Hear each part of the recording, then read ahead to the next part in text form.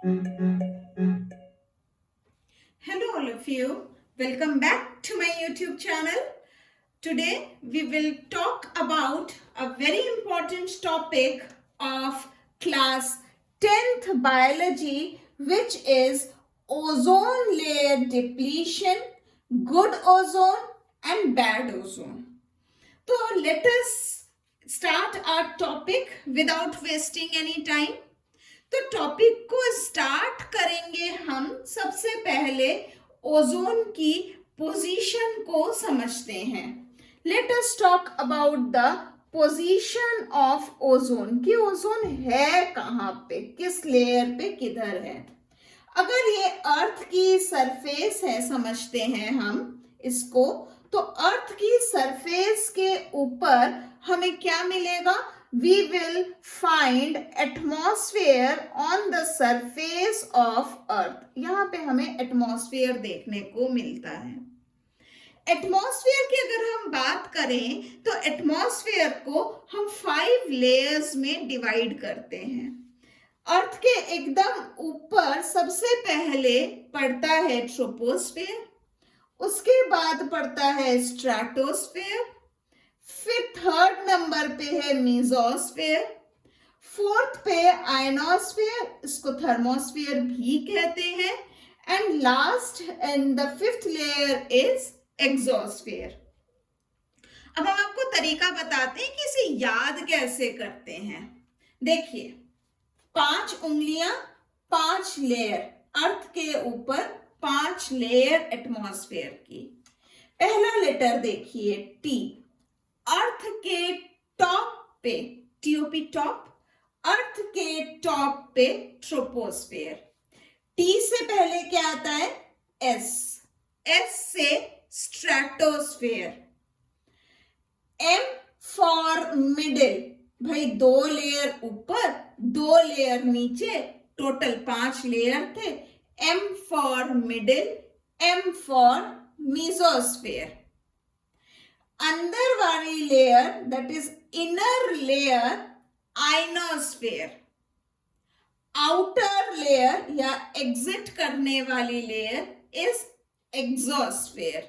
ई से एग्जिट, ई से एक्सोस्फेयर. अच्छा, इस एक्सोस्फेयर की कोई आउटर लिमिट या आउटर रेंज नहीं होता है ना बेटा? This merges directly to the atmosphere का ये लेयर, ये पूरा स्पेस के साथ मर्ज हो जाता है. तो ट्रोपोस्फेयर के ऊपर जो स्ट्रेटोस्फेयर है, इस स्ट्रेटोस्फेयर के नीचे वाली लेवल पे हमें ओजोन, दैट इज O3 देखने को मिलता है. This is a natural ozone and this is again a good ozone. इसी को हम गुड ओजोन कहते हैं, विच इज नेचुरली अकरिंग. अब बात करते हैं कि ये ओजोन लेयर में डिप्लीशन कैसे हो रहा है. भाई ये अर्थ सरफेस है, अर्थ सरफेस पे CFC, HFC, एरेजोल जैसे कुछ कूलेंट्स बनाए जा रहे हैं. CFC का फुल फॉर्म क्या है? Chlorofluorocarbon. CFC is chlorofluorocarbon. HFC का फुल फॉर्म क्या है? HFC is hydrochlorofluorocarbon. ये सब चीजें क्या है बेटा? ये ना गैसेस हैं, and these gases are very very light weight gases. बहुत ही लाइट वेट होती हैं. ये कूलेंट गैसेस हैं. कूलेंट मतलब ये ठंडा इफेक्ट शो करती हैं, या ये कूलिंग इफेक्ट या ठंडा इफेक्ट ये देती हैं. तो क्या होगा, ये हमारे जितनी भी कूलिंग डिवाइसेस हैं, जैसे कि रेफ्रिजरेटर्स, जैसे कि हमारे घर में एयर कंडीशनर्स, इनमें ये यूज होता है। कुछ डिओड्रेंट्स जो कि लगाने से कूलिंग इफेक्ट देते हैं, उनमें एरेजोल नाम का एक कंपाउंड पाया जाता है which is again volatile and lighter gas. ये सब क्या करते हैं, ये लाइट गैस होने की वजह से ट्रोपोस्फेयर पे तो ये बने, पर ये रुकते नहीं है ट्रोपोस्फेयर पे, है ना। They rise up and they pass through the troposphere and they move to stratosphere. ये ट्रोपोस्फेयर को पार करके स्ट्रेटोस्फेयर में पहुंच जाते हैं। इस स्ट्रेटोस्फेयर में क्या है, हमारा अच्छा वाला ओजोन लेयर है।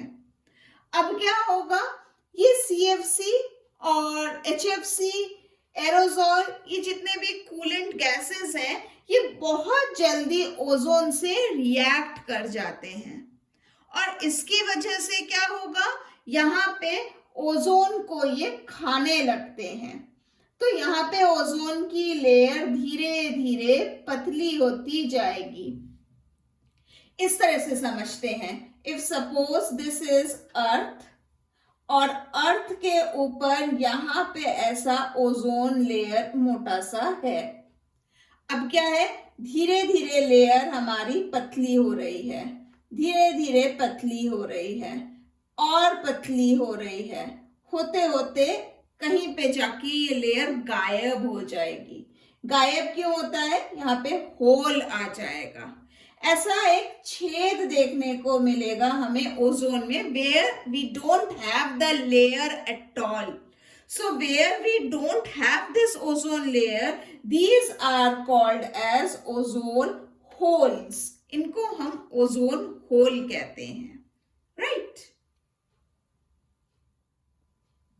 अब नेक्स्ट बात होती है कि भाई ओजोन लेयर की जरूरत क्यों है। Ozone layer is important because it protects us from UVA and UVB radiations from the sun which are harmful. अगर ये UVA और UVB रेडिएशंस हमारे तक पहुंच जाए तो क्या होगा, तो हमें स्किन डिजीजेस हो सकती हैं, बहुत अलग अलग तरीके के। स्किन कैंसर हो सकता है, आईज डिजीजेस होंगी अलग अलग तरीके की, एंड कभी कभी स्नो ब्लाइंडनेस भी देखने को मिलता है। बड़ी मजेदार बात है, अब ये स्नो ब्लाइंडनेस क्या है बेटा, ये देखो, ये साउथ पोल है ना, साउथ पोल मतलब यहाँ पे एंटार्क्टिका है। एंटार्क्टिका के यहाँ पे हमें ओजोन होल देखने को मिला। अब एंटार्क्टिका है, साउथ पोल है, मतलब क्या है, यहाँ पे चारों तरफ आइस है, चारों तरफ बर्फ है, स्नो है। अब यहीं पे ओजोन में हो गया होल, तो लोग इस वजह से क्या हो रहे हैं, people are getting blind because of this ozone hole. लोगों को आई कैंसर भी हो रहा है। अब क्योंकि स्नो में हो रहा है ये आई कैंसर, या स्नो में हो रहा है ये ब्लाइंडनेस, पहले पहले लोगों को लगा कि अंटार्कटिका के बर्फ में कुछ है जिसकी वजह से लोग अंधे हो रहे हैं, तो इसलिए बीमारी का नाम रख दिया snow blindness. But actually snow has nothing to do with this blindness. ठीक। अब नेक्स्ट पार्ट समझते हैं वीडियो का, which is bad ozone. We have discussed about what is good ozone. We have discussed the position of ozone layer. We have also talked about depletion in the ozone layer and what was ozone hole.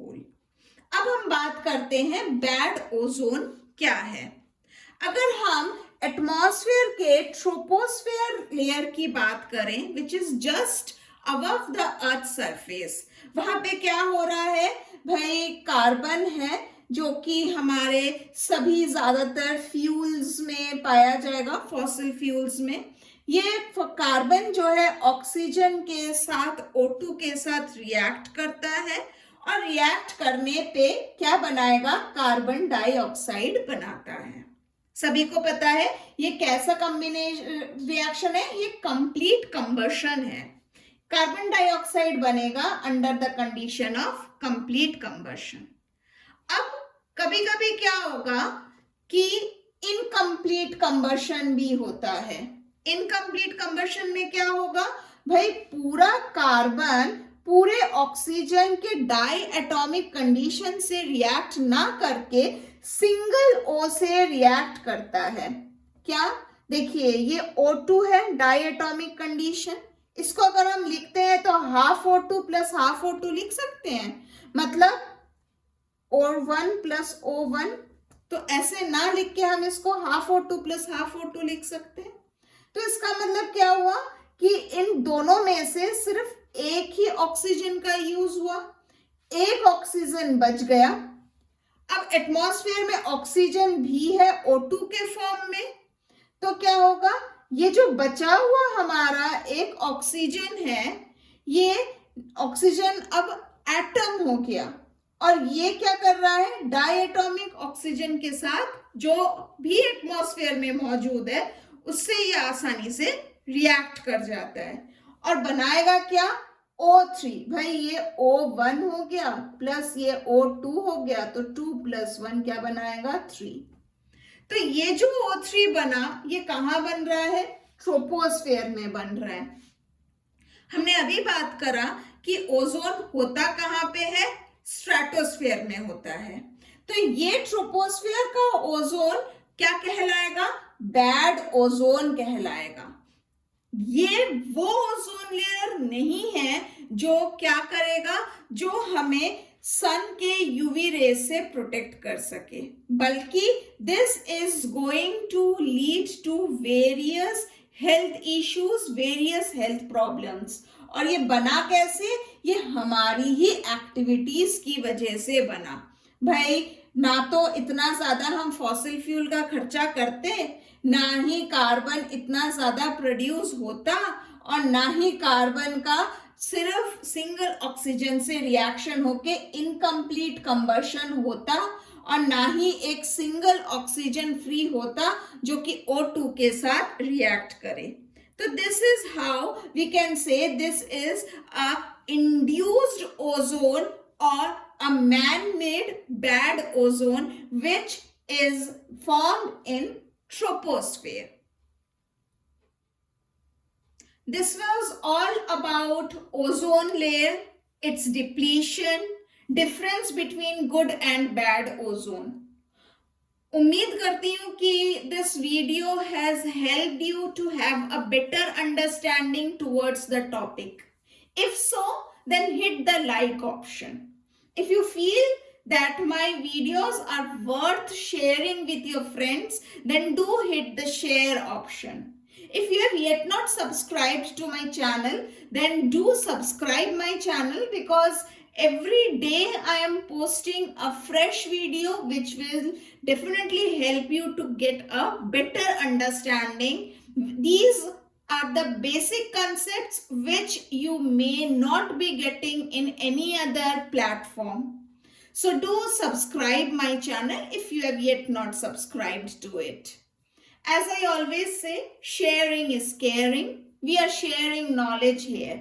हम अपनी knowledge को जितना share करेंगे, हमारी knowledge उतनी ही बढ़ेगी. So with this note, I take a leave from you for the day.